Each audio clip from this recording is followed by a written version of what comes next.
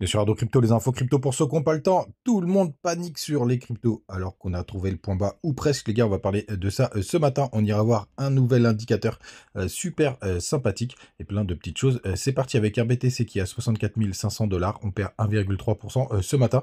On a Ether qui perd un peu plus fort. On perd quasiment 2%, 3 500 $. BNB aussi qui perd 2,4%, il est à 586 dollars dans le bas du tableau. C'est plutôt rouge ce matin, même sur Navax qui est dans le vert plus 1,4%. DOT lui il perd 3%. NIR il prend 2,6% dans le bas du top 30. On a RNDR qui perd 7,6%. Il avait pas mal performé comme tous les tokens AI et en bas du top 50. On a TAO qui est 50e, 51e pardon, qui est juste en dessous des 300 $. Il perd 4,1%. Les gars, du côté du monthly du BTC, pourquoi le monthly? Parce que j'ai un nouvel indicateur à vous donner ce matin, comme d'habitude. C'est notre petite série et je sais que vous aimez beaucoup ça. J'ai beaucoup de commentaires et merci d'ailleurs pour ça. Et bienvenue à tous ceux qui nous rejoignent. Il y en a de plus en plus. Et donc cet indicateur, il s'appelle QQE Mode. Tout simplement, c'est un QQE signal. Donc vous pouvez le retrouver directement sur TradingView et regardez, il est hyper intéressant, surtout sur les bottoms, puisque à chaque fois que vous avez un histogramme descendant rouge, qui est, enfin en tout cas qui est en dessous de 0, tout simplement, vous voyez quand vous êtes sur un histogramme qui s'inverse, et vous avez tout simplement un histogramme qui est plus petit juste après, c'est souvent un signal de bottom en monthly, donc en bougie qui égale un mois. Regardez, c'est très très propre, et regardez sur la bougie, hop, la bougie la plus grande c'est celle-ci. Hop, et la bougie d'après, tout simplement, on avait trouvé le point bas du BTC. Alors bien évidemment, il faut attendre que les clôtures de bougies se fassent, même si on peut un petit peu les anticiper en monthly, hein, quand vous voyez que il y a un tel écart comme ici, donc ça veut dire vraiment qu'on a un potentiel bottom. On peut avoir un retracement, vous voyez, il y a eu un petit retracement sur cette bougie, mais là, pour le coup, au pire, vous êtes rentré quand même sur les 22 000 $, ce qui aurait été assez magnifique. Et en 2018, même histoire, hop, juste là, vous voyez, là, il y a l'histogramme qui est juste là. Et si vous rentrez sur la bougie d'après, alors c'était encore plus sympathique parce qu'il n'y a pas eu trop d'écart avec la bougie suivante. Mais pareil, vous êtes rentré sur quasiment le bottom. C'est vraiment magnifique. Du côté de la hausse du BTC, les points hauts, alors pour le coup, là, c'est beaucoup moins propre. Même si ça fonctionne aussi quand vous êtes sur le point haut, juste là avec l'histogramme suivant, tout simplement, c'est que vous êtes, tout simplement arrivé sur un top de marché. Alors le problème, vous voyez là, c'est que vous auriez perdu moins 50%. Donc ça, pour le coup, c'est pas l'idéal sur les tops de marché. Et si on le prend tout simplement ici, par contre, ça aurait pas trop mal marché, donc un top local, puisque vous voyez, on a touché les 72 000 $ et vous seriez, pourquoi pas, sorti, pareil, sur la bougie suivante, mais comme vous l'avez vu, il y a pas mal de petites bougies rouges. Alors, ça peut vouloir dire qu'on a un top de marché actuellement, c'est à peu près ce qu'on a eu, mais ça veut pas dire un top définitif. Vous voyez, par le passé, on peut aller sur toutes ces zones et regardez, en général, le top, il se situe aux alentours des carottes sur cet indicateur. Vous voyez, quand on le dépasse juste un petit peu. Alors, vous voyez ici, par exemple, si vous aviez respecté le signal, tout simplement, vous auriez raté la fin du bull run. Vous serez quasiment rentré au point bas du bear market, hein, donc c'est pas forcément idéal. Mais plutôt intéressant, en tout cas sur les 2 dernières années. Je trouve qu'il est plus pertinent pour les bottoms, hein, tout simplement. Regardez, on peut refaire le même exercice juste là, hop.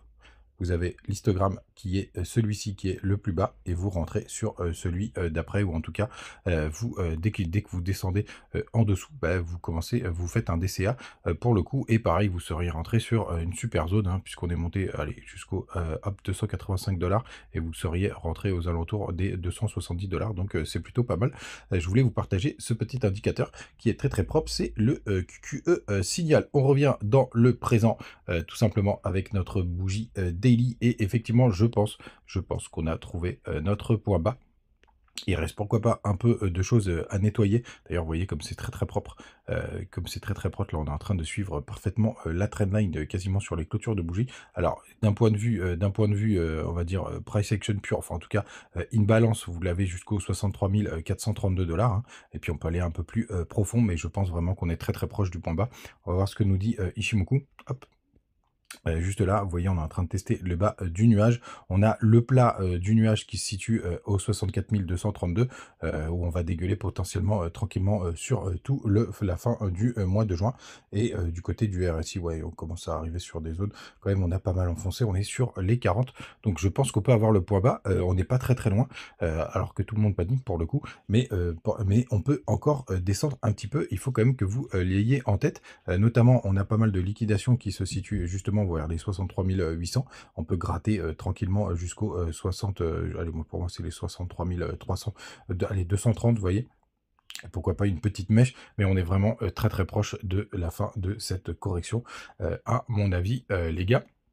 Bien entendu, l'avenir nous dira si j'avais raison. Du côté du Bitcoin des ETF, on est encore sur une journée de baisse. Alors attendez, non, on est toujours sur les 4 jours, ça s'est pas encore mis à jour. On regardera, je vous le partagerai du côté de Twitter quand ce sera prêt. Du côté des autres indicateurs de la Bitcoin dominance, on a dû reprendre un petit peu de patate ce matin. On va repasser en weekly, c'est toujours plus propre, mais vous voyez, on se fait toujours repousser par la trendline. Donc ça, c'est plutôt chouette. On attendra la clôture. ETH face à BTC. ETH face à BTC. Ah, il m'a encore bugué. Bon, je vous le remettrai demain, désolé pour le coup, mais c'est plutôt chouette.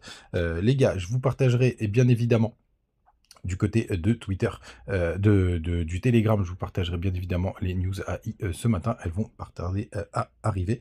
Et des petites news aussi que je vous ai partagées. Notamment, c'était partagé par Crypto Recherche. Regardez, je ne serais pas surpris quand même qu'on soit sur cette correction de mi-cycle. Vous voyez, c'est toute cette zone bear trap qui dure quand même assez longtemps, qui fait paniquer pas mal de monde, qui a été surtout, très puissant du côté des alts. On va voir bien évidemment ce que ça va nous donner, mais je ne serais pas surpris qu'on soit sur cette zone tout simplement. Et après, vous voyez, pour le coup là, donc ça c'est les phases paraboliques d'un marché, ce qui marche très très bien avec les cryptos. Vous voyez, là après derrière, il y a l'attention des médias, l'enthousiasme, le greed, et puis après le new paradigme. Et là aussi, où vous avez tout le monde qui va vous parler du flippening entre OTH et BTC, et pour le coup, eh bien, plutôt sympathique pour la suite, les gars. Vous savez tout, passez une très très bonne journée. N'hésitez pas à me dire ce que vous en pensez en commentaire, et à vous me rejoindre sur tous les réseaux sociaux. Vous avez les bonus du côté de Mexé, de Bingy, de Biget, etc. Ciao!